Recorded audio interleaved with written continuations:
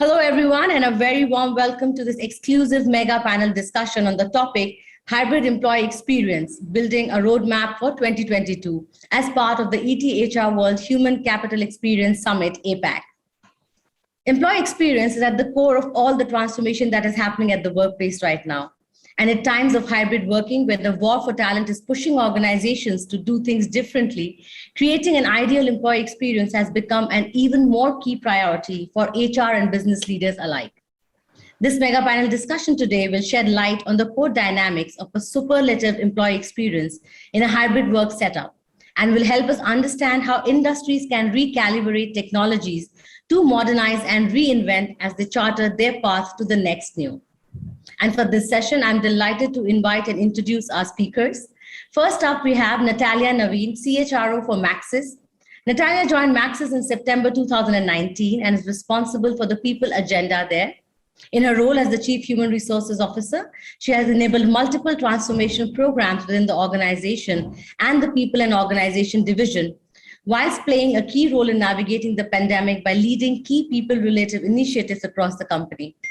Under her guidance, Maxis has also completed several merger and acquisition deals, enabling the rapid expansion of the business and key focus segments. Prior to joining Maxis, Natalia has worked with Zaid Ibrahim and Co., the United Nations, CIMB, HP, and Micro Focus. In her previous capacity, she has played several integral leadership roles within HR, including as country HR leader, regional HR leader, and global HR business partner. Next up, we have joining us Phong Tuan Chen, Chief People Officer for Berjaya Corporation Berhad. Phong Tuan aims to make a difference, one life, one career at a time.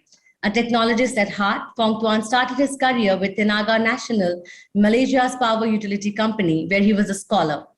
Discovering his passion to bridge the gap between data, influence, and people, he moved into the HR space, holding senior HR leadership roles with global MNCs and blue chip corporations like Coca-Cola, OCBC, Watson Watt, British American Tobacco, Maybank Group, and many more. He then joined to head for one of Malaysia's largest and most diverse consumer groups, Berjaya Corporation. Here, he leads the people strategy and execution, driving change and business transformation. He has been recognized with multiple accolades, including Southeast Asia HRM Watchlist, HR Excellence Awards Grand Winner, HR Asia Best Company to Work For, and Asia Recruitment Awards, amongst others. And finally, we have joining us Monir Azuzi, Chief People Experience Officer, Board Director, GoToco.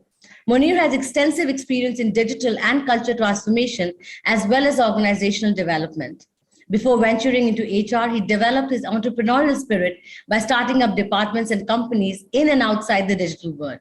He has been holding senior leadership roles across Europe and Asia. So thank you so much for joining us today, Natalia, Phong Tuan, and Monir. It is a pleasure to have you with us.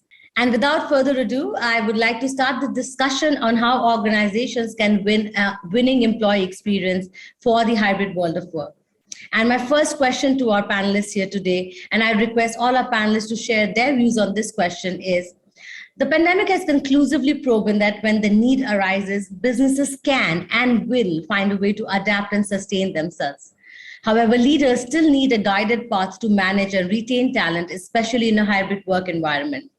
So in your experience, what is the secret to creating a winning employee experience in a hybrid workplace? And what are the 3 strategic steps that every organization must take to win over their employees? And I'd start with the lady in the panel first. Natalia, I'd like to come to you first. Please share your views. Sure, Yasmin. Firstly, thanks for having me here today. I feel really privileged, and I hope we'll be able to help the audience here with some of our sharing today. So going back to the question, well, I guess firstly, I agree. It's amazing and inspiring to see how so many businesses have been resilient and adaptive to change. Though I think it's also important to acknowledge that while many of us have been fortunate enough to ride out or even capitalize on the effects of the pandemic, many other businesses have not been so lucky. Many businesses have faced difficulties or will still become the unfortunate victims of the pandemic. So I think it's important not to forget that. But to go back to your question, Yasmin, in terms of what's the secret to a winning formula, honestly, I don't think anybody has an answer that will work all the time or for 100% of the people in the company. But I think what I can say is that although hybrid work will be very different to what it once was for most companies pre-pandemic, and the leaders should definitely bear the differences in their mind in terms of crafting their own employee experience. But in my view, the fundamentals of employee engagement and employee experience is still the same, it's still intact. One is to really create a successful employee experience. Leaders in the organization is to really genuinely be committed in wanting to make a great place to work. That was always the principles before pandemic, and that shouldn't change, although how of it might change, but the principles shouldn't change. We still need to be committed in wanting to create that great place to work. And it must come from the top, and you must show that commitment, your drive, by investing your time, by investing your resources to create that pleasant employee experience. And the second fundamental that hasn't changed is that encouraging growth at the workplace through job enrichment. That is a great way to engage your employees. Incorporate meaning and variety to your employees' work through differing responsibilities, stretch opportunities, empowering your people to be autonomous, to take new responsibilities. In Maxis, for example, one of our culture value is to be responsible for more than what you're accountable for, which means that we routinely create opportunities for growth, encourage our people to step outside their comfort zone and expand their skill set. And when we do this, we also acknowledge that breakdowns or mistakes, we call it breakdowns in Maxis, will happen, but these breakdowns are opportunities to create breakthroughs, to create new innovation, to create new confidence in people, and we create that safe place to catch them if they take on extra responsibility and they make a mistake. And lastly, the principle of being inclusive, I think, is very important. We've always worked towards being inclusive as many organizations. But now with hybrid, there is another element to inclusivity, which is people are going to work in different places. You cannot cater your employee experience based on remote working or office working or only hybrid working. It would be a mix of everywhere. So you need to make sure the way work is done, the approach that you take in employee engagement needs to be inclusive and impartial. So everyone, irrespective of where they are located, feels they are experiencing a positive experience as an employee. So that's a few thoughts from me. Thanks, Natalia. Very well. That was a great way to start the conversation. And the 3 points that you mentioned really make sense. Firstly, you have to be very intentional on becoming a great employer. You have to be intentional about creating that employee experience. Secondly, how concentrated are you and how devoted are you to making your employees grow within the organization and provide them that purpose and meaning in the work that they're doing. And thirdly, it's a hybrid world. You don't know where all your employees are coming from. How do you make it inclusive for them? So that's some great recipes for success when you're thinking of creating an employee experience. Pongton, I'd like to hear you next on what do you think? How can we create that strategy for a winning employee experience? Thank you, first and foremost, for having me. I'm just recovering from COVID, actually, and that is the reality, right? So I'm quarantined at home for the past 1 week now. So I think last time I checked was a couple of days ago. I was still positive. So that's the reality now, right? It's now the exception is if you don't get COVID. So that's the exception rather than. Hope you get well soon, Pongtan. Yeah, I'm getting better. So it is ironic that we are talking about employee experience. Firstly is even when I'm quarantined, work goes on, right? Life goes on, despite whatever that's happening. And going forward, unfortunately, or fortunately, this is going to be the reality. I think from an employee experience perspective, I think all three of us comes from very different organizations. Monir obviously is from a startup, in a couple of days' time, about maybe 10 days' time. 10 days' time, he must be really busy because they're going to get listed. And several millionaires will exist coming up from that quite easily.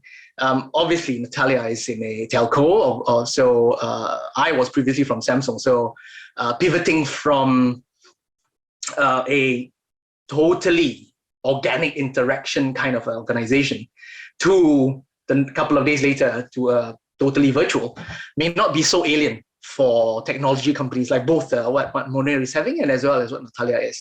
I can't say that I have a full appreciation of what happened in Berjaya before that, because the majority of the time during the pandemic, I was spending with Samsung. So at that time, it was a lot easier because obviously it's a technology company, and pivoting from a office environment to a totally virtual environment wasn't that difficult because everyone was on mobile. Almost 100% of the platforms were already on virtual and on some sort of automation or self-service platform. However, if I bring the reality to what my current company is, which is a massive 10,000 people, 40 or different industries, 200 plus companies, multiple conglomerate that cuts across so many businesses. So the maturity level can be quite different.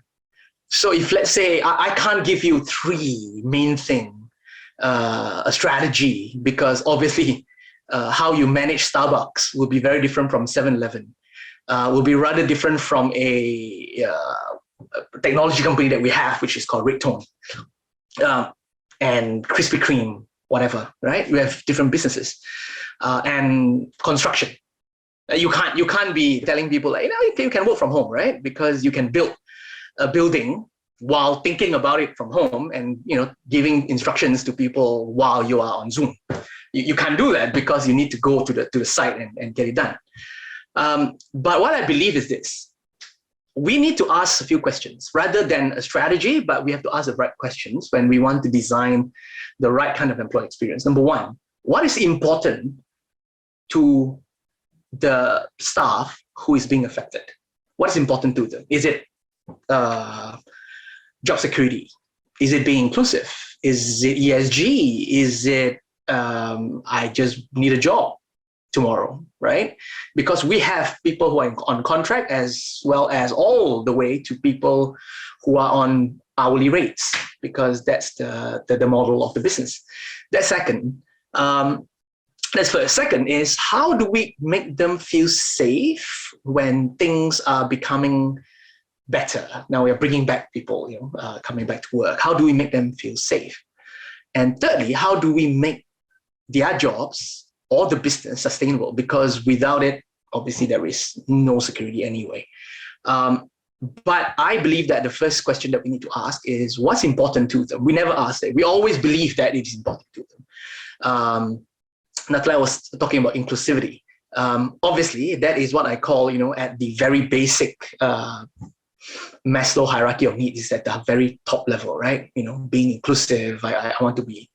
But we have people who can't even make lunch if they don't get paid today. And that is important. For them, being a positive employee experience is they have a job tomorrow and the day after, and they know that they have a job next month. That's important to them. However, if I ask the same question to somebody else who at a different level or at a different juncture of their career or their actualization journey, then it would be a very different conversation altogether. So I guess, it is a lot more complicated for a non-homogeneous industry like Berjaya, where we have so many different businesses, therefore so many different segments of workforce, that we need to be a bit careful when we try to have silver bullets, because we don't have any silver bullets, because they are all different, people with different needs. That's so interesting. I think with the number of employees that you have, Pongtuan, it must be so challenging to even find out what they want, because look at the numbers, they're so huge. But I think it's very important, as you said, you listen to your employees first. What is it that they want? That is what an employee experience is about, understanding their needs, their aspirations, their goals, what brings them to work every day. That's going to be very, very important. So great point, Pongtuan. Thanks for sharing. Monir, finally coming to you about it. What do you think? What works when you think of creating a winning employee experience? Yes, thank you for having me here, Yasmin.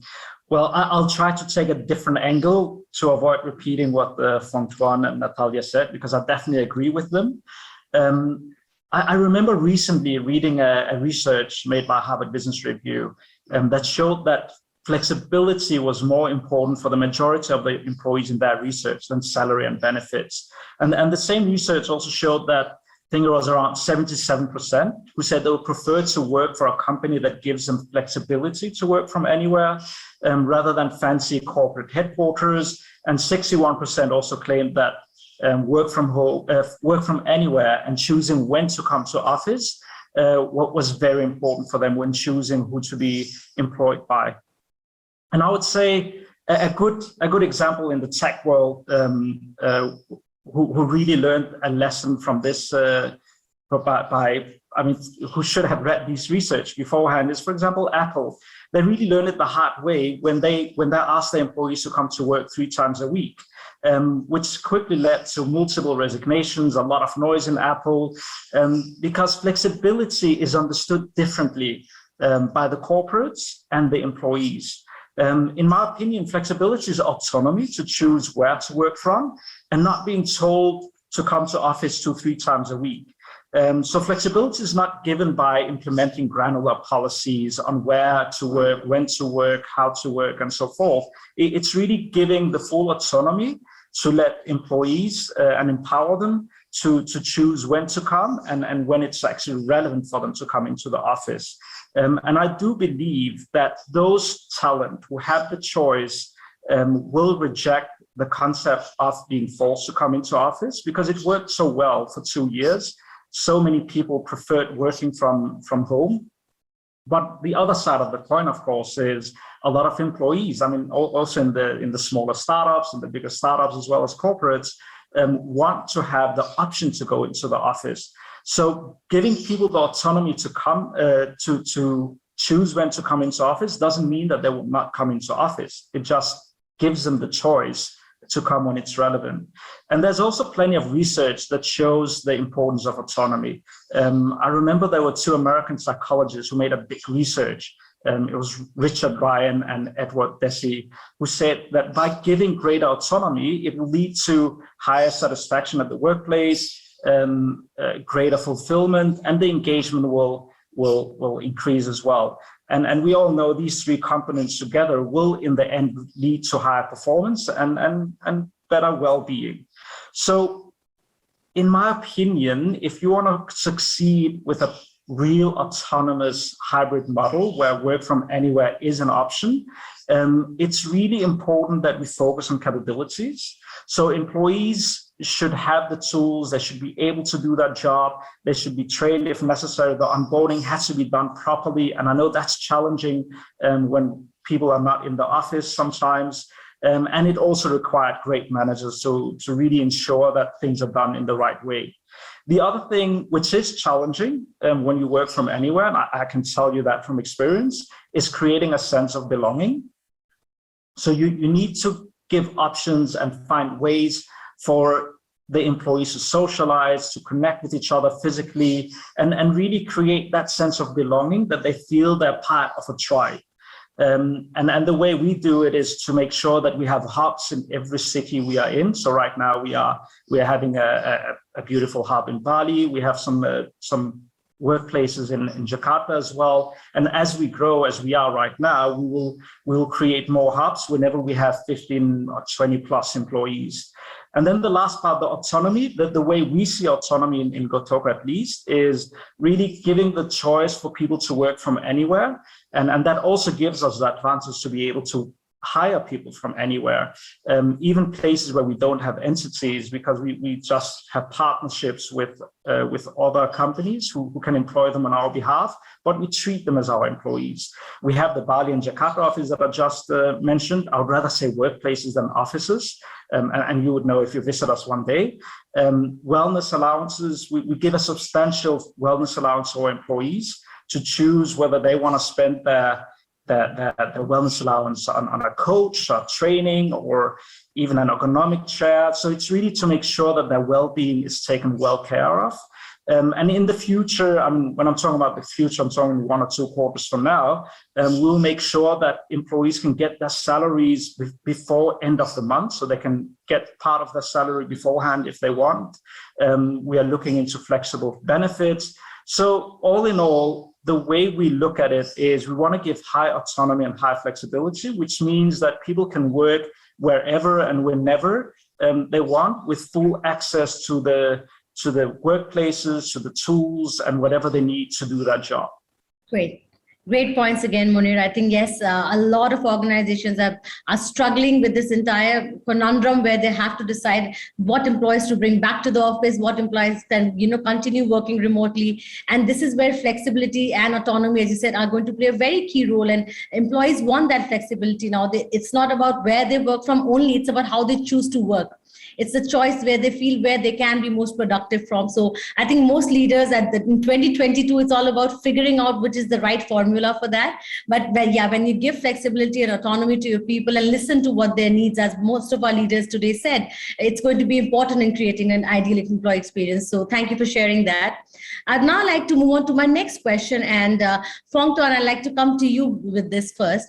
We've also seen, we spoke, I think Munir also mentioned, Natalia also mentioned, you also, it's a lot about learning here now. The past 2 years have been a learning experience, and employees have done a lot in terms of upskilling themselves. And workplace learning and development now contributes significantly in retaining top talent as well. So how do leaders address the learning gaps in a flexible work setup, and what kind of learning modules do you think are required to bring that kind of productivity that affects business positively? Okay, I think the question here is not the modules. I think the question here is that there are probably two fundamental questions here that I get asked rather often nowadays. Number one, does the pandemic or the future brings about a different set of competencies that is rather distinct from what was previously believed to be effective? My short answer is no. But the focus and the intensity probably have changed to be a little bit, the angle have moved, the perspective has changed a little bit, but it hasn't changed very much in terms of the content. One, communication, right? Communication has always been important, continue to be important, and will be more and more important in the future. It is just how we communicate and how do we technically learn how to communicate better. So that's one. Secondly, is what I call synthesis, right? Because we have so much information and the variety of information that we get can sometimes be confusing. And the way we sift through information, whether how to prioritize, whether this is true, whether, the veracity of each information that we get, the synthesis is important. Is it previously important? Yes, it is. But it's going to be more critical going forward. And lastly is, I'm not even sure whether this is a competency or, do you define common sense as competency? I'm not sure, but I think so. I think it's a capability that is not so common. So it is rather ironic that we call it common sense, because I should call it uncommon sense. A lot of people don't have it, unfortunately.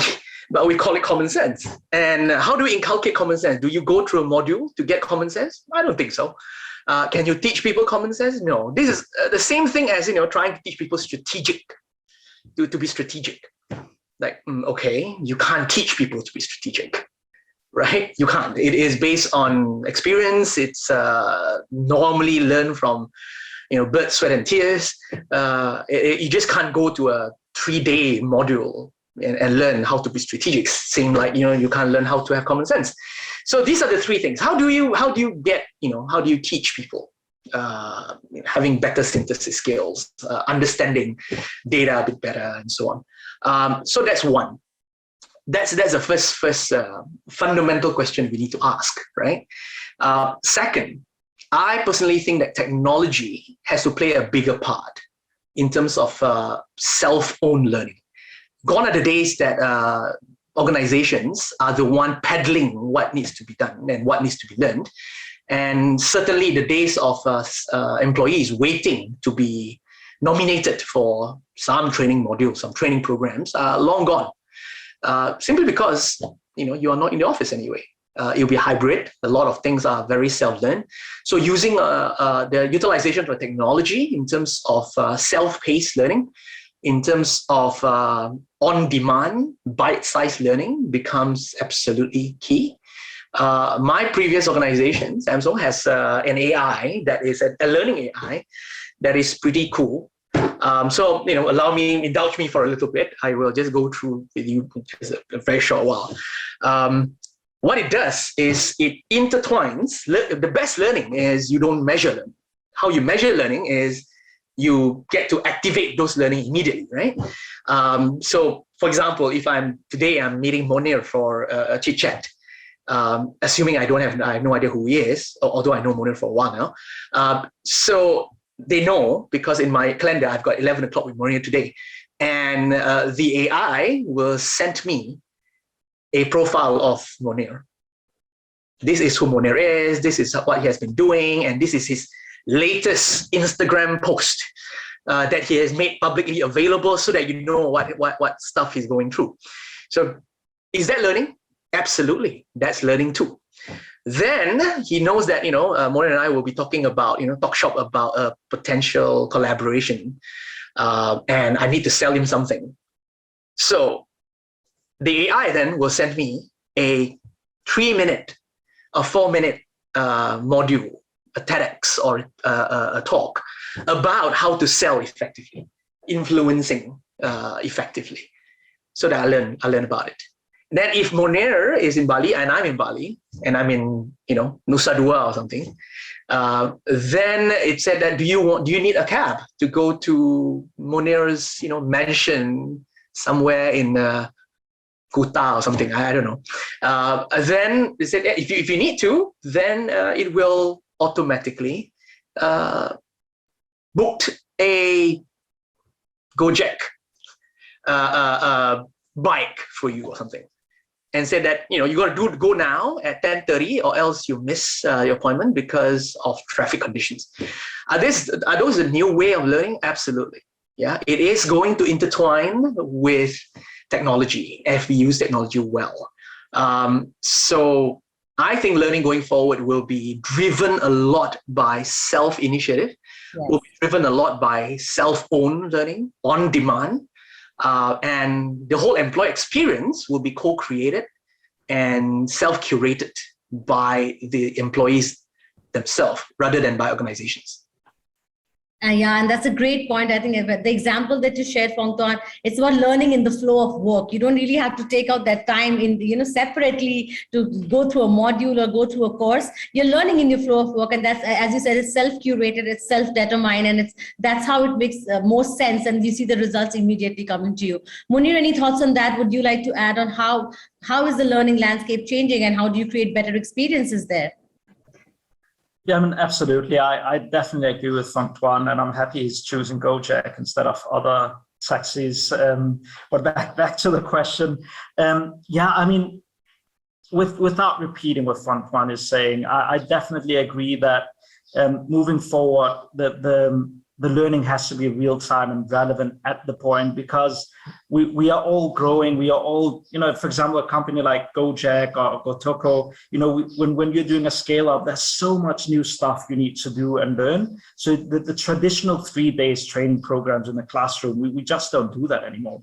So we are making sure that our learning is bite-sized, it's relevant. We use the mixed forms of learning. So you have context-based learning, which has to be face-to-face. For example, we do that for some of our sales teams, but they also have a lot of content-based learning, which typically happens through an app where you can quickly scroll through a few videos, some text, infographics, and so forth.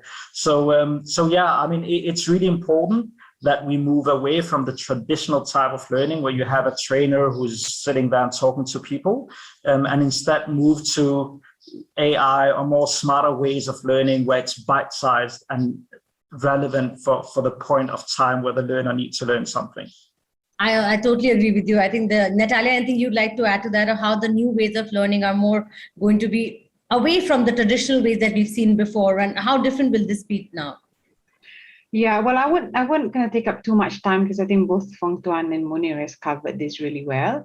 Just want to say, going back to what Phong Tuan said, and from the first question about every business is different. He's responsible in Berjaya. So it's diverse types of business, which also comes with diverse type of workforce. right? I mean, we typically sit here and talk about workers and office people like us, where we've had the luxury of working from home for the last 2 years, but many employees around the world have not had the luxury to work from home. A lot of frontliners have had to be out there because of the nature of their job. So I think training, going back to what Munir said just now, real time and relevant, also needs to be real time and relevant to the individual, to the business that they are in. And so it's not about what is the right module, what is the right skill set.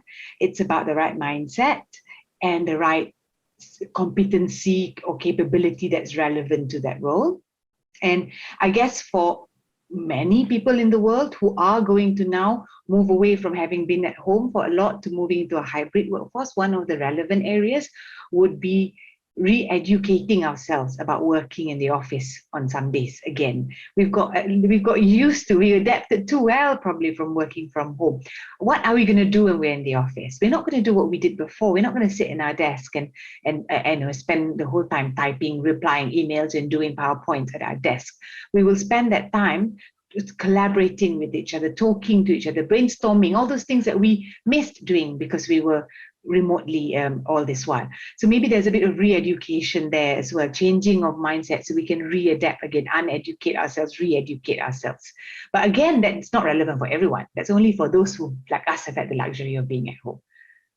Yeah, so it has been interesting, right? In the past 2 years, first you had to educate yourself to work remotely. Now you have to educate yourself to come back to the hybrid world of work and, come to office again. So very interesting. But yes, I totally agree. Individuals' needs for learning have to be aligned with the organizational needs. And that's how you create aspirational environments where people are encouraged to learn more. As you said, self-learning, and that's going to be the future. So thanks so much for sharing that. Coming to our next topic, which is going to be a lot about how technology has it's been the bedrock for all the transformation last 2 years, and even before that, in fact. But now we've seen a lot of collaboration happening between the HR and IT teams. So my question to you, I'll come to you, Munir, first with this. How do you think can HR and IT teams collectively maintain a cohesive employee experience for the distributed workforce? What is keeping employees together, regardless of where and how they work from? Yes, I mean, I love this question in the sense that I've been in too many companies where I see HR and IT not being able to collaborate properly. They tend to work in silos, and then is it people ops' fault, or is it IT's fault? Is it IT infra? So in my opinion, you should actually put IT, the part of IT that IT infra, and whether you should use Asana, or you should use Slack and so forth, you should put that together with the HR. And also, which isn't part of the question, but I would say you should also put corporate services or facilities, the workplace experience under the same umbrella, because in that way, you'll be able to create optimal people experiences. With a more holistic approach where you're really thinking about what do we do together to create the best people experience faster and better, right?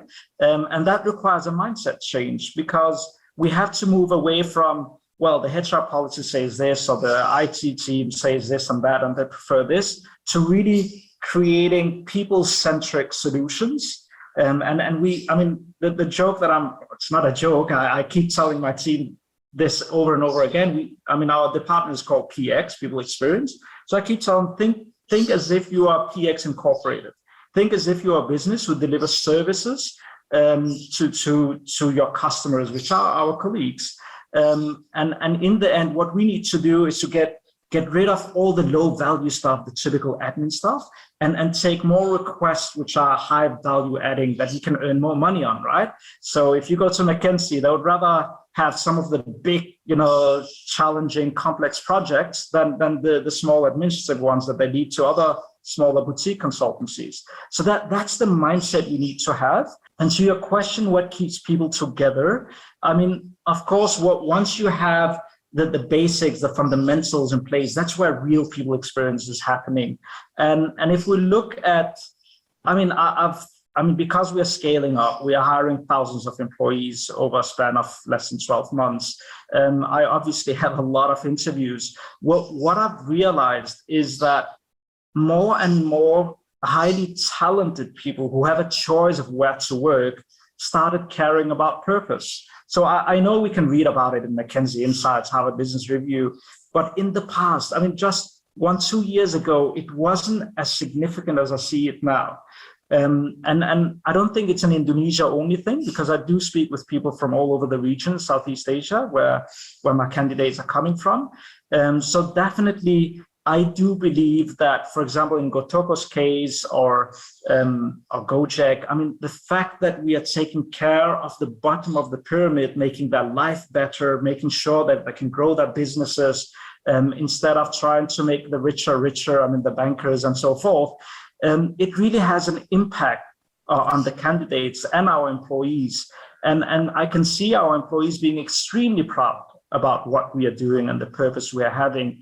And also the fact that we are taking so good care of our employees. I mean, the work from anywhere, the wellness allowances, the fact that we are bringing them to Bali, at least every 6 to 8 weeks to work from here, just to make sure that they're engaged and happy. The extra mile we are going for our candidates, our clients, our partners. So even our partners, we actually care about giving them the right experience, because without our partners, we can't do well.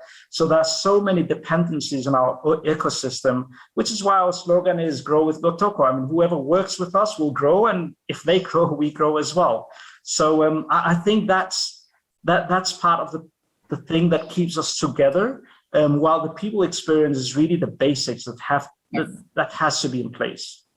Absolutely. Very beautifully put, Monir. I think, yes, how you care about your people, how they make their journey your own journey. I think that is all what employee experience is about.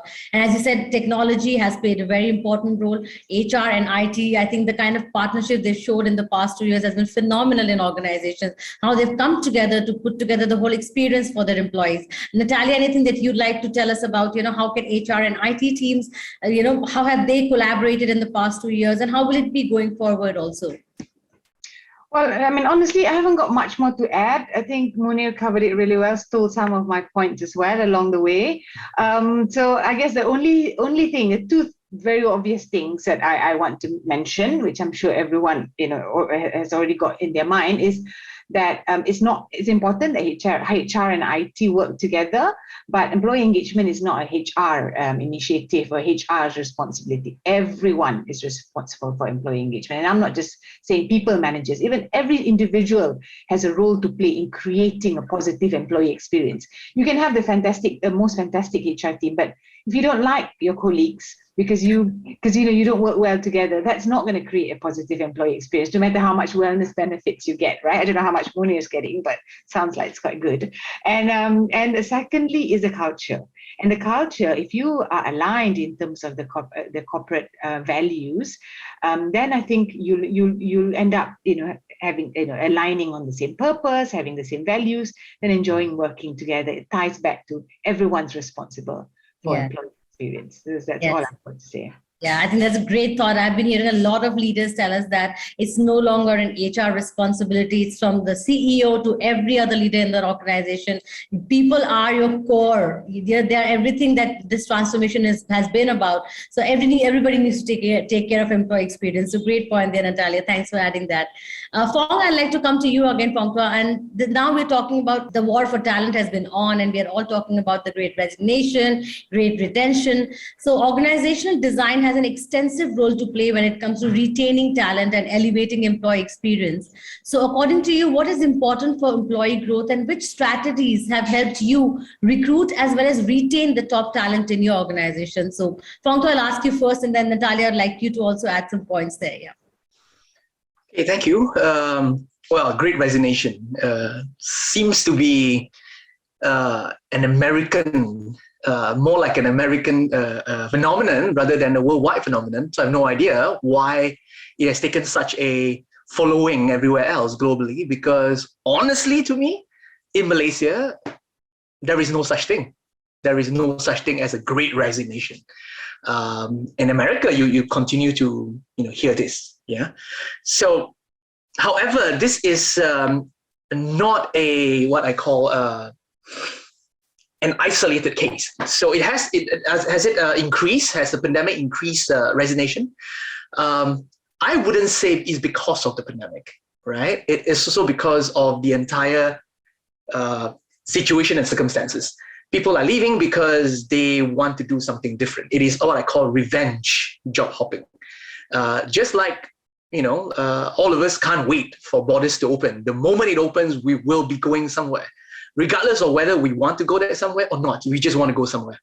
It's the same for staff and employees. They want to leave the company because they have been stuck in the same situation, the same job, the same circumstances for the past 2 years. So they want to do something different. So that's one. Number two is, what specific strategy have we put in place? I don't think we have put any specific strategy. Yeah. Firstly, is we need to communicate properly about the purpose. Natalia was saying, and Maureen was saying as well, purpose. Engagement, it is not the responsibility of managers, HR, not the responsibility of CEOs. Engagement is our own responsibility. Nobody can engage us if we don't engage ourselves. Nobody can retain us if we don't retain ourselves. I'm sure Munir gets, interesting, big amount of well-being allowances, but that's not going to keep him where he is. Perhaps, being able to work from Bali for the entire duration of the pandemic helps. Yeah. But that's not going to keep our most, prized talent. It is about whether there's alignment. I couldn't agree more with Natalia, that alignment is absolutely key. Now, how do we find that alignment? Is we can only facilitate that alignment to happen, but we cannot create that alignment. That alignment is very individualistic. It is very, very personal. And the moment that there is an out of alignment, it is not as easy as sending your car for your tires to be tuned. And it becomes all okay immediately. It doesn't happen that way. Yeah. So the second one is getting that alignment and tuning it, not when it is already out of alignment, but constantly looking and constantly working at that alignment. And thirdly is leadership. I think leadership is key. To me, my greatest learning this 2 years is probably was, but it's still happening, right? So it still is, how we treat our employees when the chips are down. I was very, very lucky because I was in a technology company that actually had a growth cycle during the pandemic. Telco, for example, Natalia would have the same thing. But if you are in retail or in tourism or in any of those industry that was affected, then how we treat our employees during difficult times is a hallmark of whether the great resignation actually happened for you because you don't have a choice, because there is no way to sustain the business, or you had a choice and you chose the easiest way out, which is to furlough people, which is to cut jobs, which is to remove and eliminate the greatest common lowest denominator, which is full-time equivalent headcount. I know so many who has done it. They would have a big issue trying to rebound right now, because now the rebound is happening. They are finding it so difficult to recruit, re-recruit people they have lost. And for those who have kept the dream, kept the people, everyone that they could, and they only do it as a last resort, people are actually asking to be back rather than they have to recruit. So the hallmark of between a good, and the difference between a good and a great company is how they treat people when things are not going as well. So that is my key learning. If this ever happened again, HR directors like us, our first job is to defend every single job that we can in our organization, even if it means our job get affected, because there is always a silver lining to this, and there will be people who will be asking you to join them when things becomes better. Yes, absolutely. That's such a beautiful thought, Pongton. I think, yes, organizations who took care of their people where the chips were down were the ones who actually learned the right way and the correct way to retain employees and recruit employees. They became those ideal employers for people. People could see that this employer is an employer that cares. And I think that makes a lot of difference. So thanks for sharing that. Natalia, what are your thoughts on that? How can organizations go about recruiting top talent and retaining top talent at the same time? So I guess, Jasmine, I just want to kind of add to what Fong Tuan said about how companies, employers treat people, right? And I mean, Fong Tuan's right. The company that he was in, the industry that he was in previously, that I'm in, we've had to some extent growth cycle. We've been affected in other ways, but yes, but we are luckier than many others, right? But when you look back in retrospectively, yes, it's easy to say, okay, we've had it relatively easy, but at that time it was still scary because we have the benefit of hindsight now, but at that time we didn't know, and our people were afraid of job security and afraid of this COVID-19 pandemic. They were not quite sure. People before vaccination was around, people were really afraid of falling ill. Family members who were vulnerable, falling ill, children. So caring for them and telling them that you care sounds so simple. It's actually a very simple emotion. It's not complex. But as an employer, it's very important to say that you care, to show that you care. Simple things like in Maxis, for example, we openly talked about job security. We brought the background conversation to the foreground. Rather than allowing people to worry about this background conversation in their head, we brought it to the foreground and we spoke about it. And we knew some employees whose spouse had lost their job. So job security, so financial aid would have been helpful. So we gave financial aid for those employees who were in that situation. So I think it's about caring, but it's also important to do something about that care and telling them you care. Because we have so many things that we think about, but our employees might not know it, right? And going back to your question on retaining, attracting, I think we talked earlier about growth. Giving real-time relevant learning is really, really important to retain employees, and it will also, the reason for you to attract people. There are so many, and this is not just anecdotal, right? There are so many reports. I think LinkedIn's report was pretty powerful that says 94% of employees say that they would stay in the company if the company invests in them to learn more and to develop more. That's a lot. That means we're saying so many people are willing to leave a company that doesn't give them that growth opportunity. Totally agree with Fong Tuan. At the end of the day, we give them the opportunity. It lies in them. It's their responsibility to create that growth in them. But I think giving that growth opportunity is really important. Second one is listening. It's very important to listen, because when you listen, you understand where the employees are coming from, both from the first, what we spoke about caring for our employees. You know what they're going through, you have more empathy because you understand, but also listening from a growth perspective. Where do they want to grow? And align that with the company's objectives as well, and the vision. And listening, growing, giving them the growth opportunity, for me, are two very powerful things, apart from caring for your people, of course. Yes, and I absolutely agree. I think till the time employees do not see purpose, do not see their own growth journeys within an organization, I think they will not be, considering to being loyal to your company. And as you said, listening, again, we started this conversation by talking about how employee experience starts with listening to employees. Mm-hmm. So there we are again. Anything you'd like to add to that, Munir, or before we move on to our final question? Well, I would say I'm so happy for Fong Tuan and Natalia that you didn't experience a great resignation in Malaysia. I can tell you it's real. In India, oh, sorry, Natalia, you did experience it. I did. Yes, Fong Tuan. Yeah, not quite great resignation in Malaysia, I think. But yes, attrition has gone up. But Fong Tuan's right, it's not necessarily the pandemic, it's the revenge, it's the tsunami of 2020 being a bit quiet, But yeah, anyway, I empathize with what you're going through. Tell us what you've gone through. Yes, I mean, while I was with Gojek and now with GoToko, I mean, the sheer amounts of new unicorns just in India, and the new tech companies coming up, tech startups who are hiring aggressively in Indonesia. It's beautiful to see, but being a on the receiving side, having to hire people and retain people has been extremely challenging. I remember trying to hire candidates in India where they were telling me, well, HRBPs, I'm very proud about that I got the attrition down to 50%, because it used to be 75%, right?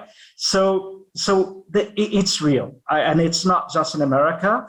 And in Gotoko, we are a pandemic-born company, which is expected to become a unicorn within, according to the business case, around 18 months. So you can just imagine how desperate we are to get the right tech talent, senior enough, to join a company during a pandemic where people are still thinking, hey, I want security first. I want to jump to another company like Amazon, Gojek, Grab, which is already there, and they won't suddenly fall down, instead of a new joint venture between Unilever and GoTo. So in that sense, I had to go to very radical measures to make sure we attract the right people and also retain those that we already have. So that's why I had to focus a lot on highlighting the purpose of our business, which is luckily beautiful. So that's good. The Bali office is exactly because how on earth am I going to compete with the Grab and Gojek and Tokopedia and the likes? Because, if you're a product manager, would you join those companies or a newly born tech startup, right? Work from anywhere is also a way to attract people. And it works, because I've had, just the past 2 weeks, I had 2 people reaching out to us from Silicon Valley wanting to join us. Of course, it's because of Gotoko, not Bali. That's that's what we are trying to believe. But of course, is that what they told you? No, we know why. It helps that they can work from anywhere, come to Bali, instead of being digital nomads, they can actually have a proper job. It's how we treat people that Natalia and Phong Tuan have clearly explained. And the growth part is extremely important. But I'm lucky enough to sell the story of you're going to scale up a company from pretty much nothing to a unicorn and beyond within 12 to 18 months, right? So that really helps. So I don't need to give training to people, because you're growing on the job, and you'll get so many more opportunities in a company that grows from 100 to 200 to 500 to thousands of employees, obviously. Yeah. I definitely agree with whatever Natalia and Phong Tuan have been saying, except from the Great Resignation. But I had to take much more desperate measures, and I can tell you I'll start hiring from Malaysia if you're saying they are not jumping that fast. That's a good idea, actually, Munir. But thank you so much. And Munir, you can see how we are also envious of your job now. So you can understand the Great Resignation can have an adverse impact on your organization in that case. So thanks for sharing that. Coming to the final question of our session today, it's been so interesting so far. And I'll briefly ask our speakers to briefly answer this question in the interest of time. So as we prepare to build a roadmap for a hybrid employee experience this year, what are your suggestions for future focused leaders, and what kind of leadership do you think is required for employees to succeed in this environment? And let's start, Natalia. I'd like to come to you first with this. Sure. Look, in the interest of time, I'll just be very quick. I think we've covered so much in this discussion. It's been quite a rich discussion. We've covered a lot, but at the same time, I think it's all framed nicely. We're all, I think, talking about the same thing, the kind of same principles. And so I just like to say, go back to the first thing I said about being genuine as a leader in wanting to create a positive employee experience. At the end of the day, you really want to do it because you want to do it, and not because you want to attract better people, you want to retain better people. You want to be proud to be a leader that creates a positive employee experience. I think that's really important. And when you do that, I think it's important to go down to the details, to really look at what does it mean in the employee journey? How will you feel when you go through that particular journey, of your employment? So that would be one, and it doesn't have to be big, fancy, sexy things. It could be small things that could actually make a big difference to employees. And another one is something I've already mentioned about being inclusive. It's really important. There's so many layers, so many aspects, so many different ways we can be inclusive.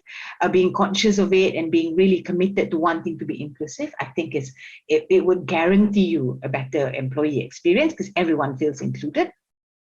And I think lastly is that don't look at employee experience as a standalone. It is a byproduct of everything that you are as a company. Your purpose, how you treat people, what your culture is, how you work, how you treat your customers, your processes, how we work with each other.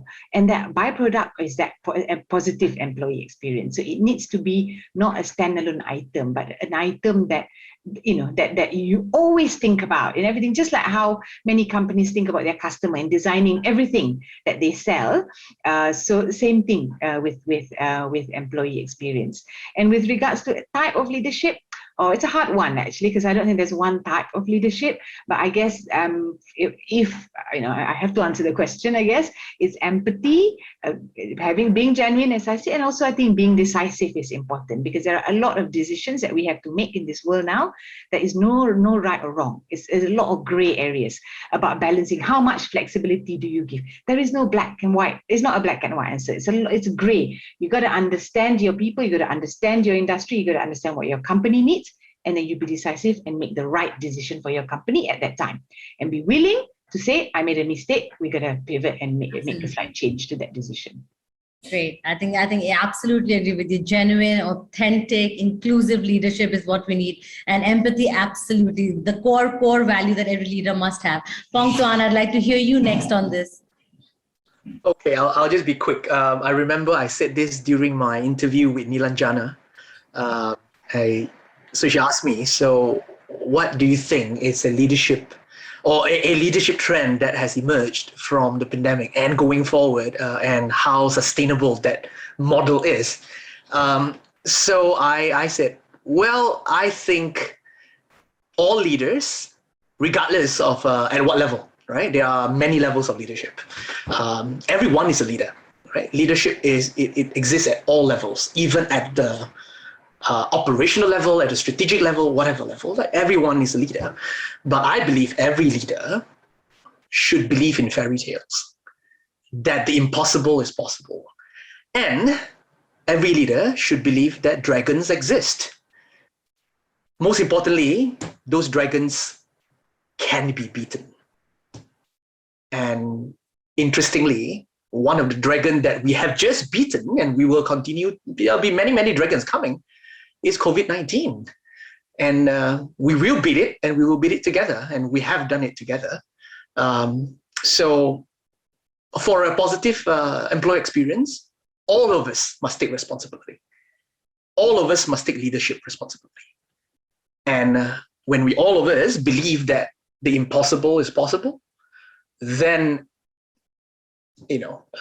things will be better. So that would be my very, very short, because Natalia has given the very, very down-to-earth answer.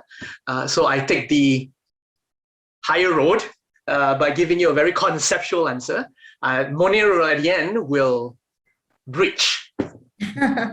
Absolutely, yes. Looking forward. That was a great answer, but very beautiful. I think we should all believe in fairy tales and make the impossible possible. That's what leadership is all about. So very beautifully put, Pong Tuan. Monir, your time now.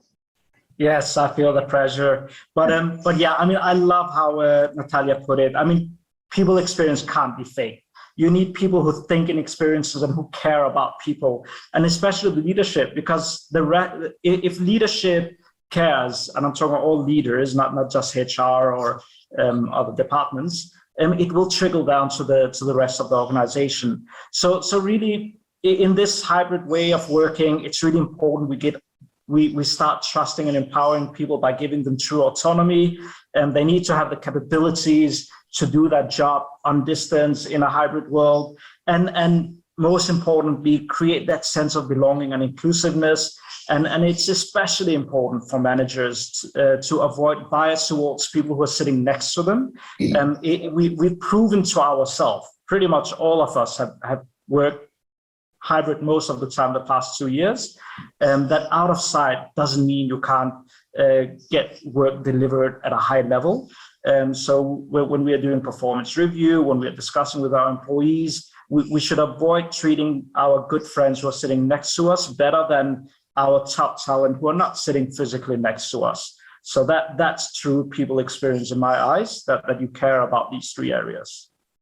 Absolutely. Great points again. I think eventually, as all our speakers today have said, it has to be very intentional. Employee experience is something every leader in the organization must think about. All of us are leaders in our own might in the organization. So if you are intentional, genuine, and authentic about creating a workplace that cares, then not just cares for your people, it cares for their growth, it cares for their well-being, it cares to keep people together and connected, no matter where they're working from. That is what a winning employee experience is about, be it in a hybrid work mode or a remote work mode. Keep people connected, show them that you care, show them that you care about their growth journey as well, align their goals with your own goals, and be genuine about it and be empathetic. So on that note, I would like to thank all our speakers for joining us today. It was a very, very rich discussion, so much to learn from each one of you. I wish we could go on. There's so much more to learn from you again, but maybe next time. But thank you once again so much, Phong Tuan, Munir, Natalia. Great conversation today. Thank you. Thank you. Thanks. Thanks, Jasmine. Thank Bye, you. everyone. Thank you. Stay safe. Bye-bye. Thank you. So that concludes this session, everyone. Thank you for joining us. And coming up next is a keynote on 4 stages of building psychological safe culture by design by Timothy R. Clark, who's author of the 4 stages of psychological safety and founder and CEO of Leader Factor. So see you on the other side, everyone. Take care till then. Bye-bye.